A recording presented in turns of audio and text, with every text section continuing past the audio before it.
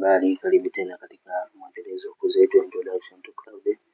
Na sasa hapa tunaenda kuona sanaa ya prompting, yani jinsi ya kuongea na cloud. Hapa ninaweza kusema kwamba karibu kwenye somo muhimu kuliko yote katika kozi hii nzima. Na kuambia bila kificho, ukielewa hili utapata nusu ya thamani ya AI yote. Jibu la cloud ni picha ya swali lako, vile ambavyo umeprompt au umeongea na cloud. Prompt dhaifu, jibu dhaifu. Prompt imara, jibu imara. Mfano, prompt dhaifu versus prompt imara. Prompt dhaifu, mtu anaweza kuandika tangazo la biashara. Matokeo, jibu la kawaida kabisa la jumla lisilo na mvuto linalofanana na kila mtu. Prompt dhaifu sasa na jibu dhaifu.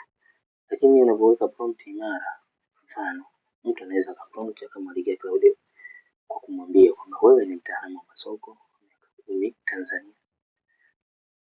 Tangazo la WhatsApp, duka la viatu vya wanawake Kariakoo, wateja mama miaka 25-40, bei kuanzia 25 mpaka 60, Kiswahili cha mtaani cha heshima, maneno 80, call to action, mwishoni na mwekea pale.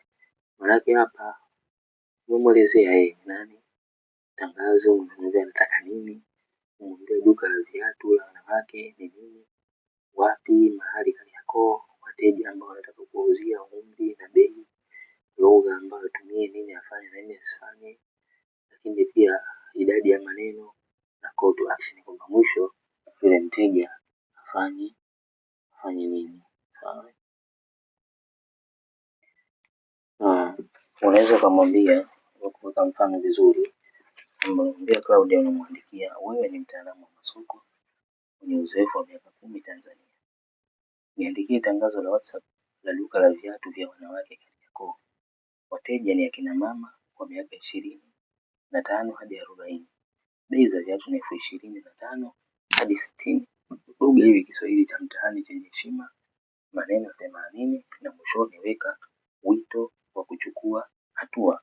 Utaona tofauti. Hata katika hii namna ya kuongea hapa kuna tofauti kama mchana na usiku. Na siri yake ni vitu vinne vikariri na uvizingatie hivi vitu. Na hizi ndizo funguo za prompt imara. Kwanza,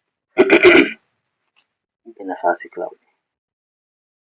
Mpe nafasi au mpe nafsi, mwambie yeye ni nani. Mfano, wewe ni mtaalamu wa napendelea. Anavaa kofia unayompa, unavaa jukumu ambalo umempa. Lakini pili, mpe muktadha. Nani atasoma? Wapi? Bei gani? Kadiri unavyompa hali halisi, ndivyo jibu linavyokuwa halisi. Lakini jambo la tatu, mpe muundo. Unataka maneno mangapi? Lugha gani? Mpangilio gani? Labda kwa paragraph, labda andike kama insha, labda andike kwa aya, labda andike bila mpangilio wowote vile. Labda ni mpangilio gani? Lakini nne, na hii watu wengi hawajui, ni kwamba rudia. Jibu la kwanza si la mwisho.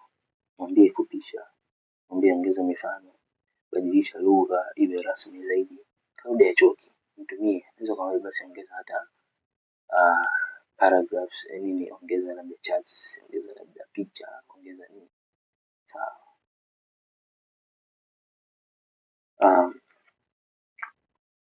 Kama naweza kusisitiza kwamba mazungumzo na cloud sio dawa chakula, ni mazungumzo ya fundi na mteja. Fundi mzuri anauliza, unajibu, kazi inaongea. Kazi ya nyumbani sasa nataka ufanye. Chukua prompt moja uliyowahi kuandika, uboreshe kwa hivi vitu hivi vinne, linganisha majibu, utashangaa. Kwa sababu nikupa kazi mwanzo, andika prompt yote kuhusu biashara yako, kazi yako. Sasa hivi andika hiyo prompt upya kwa kuzingatia hivi vitu, utaona tofauti. Utakwenda kuona silaha za siri ambazo cloud anazo. Tukutane katika somo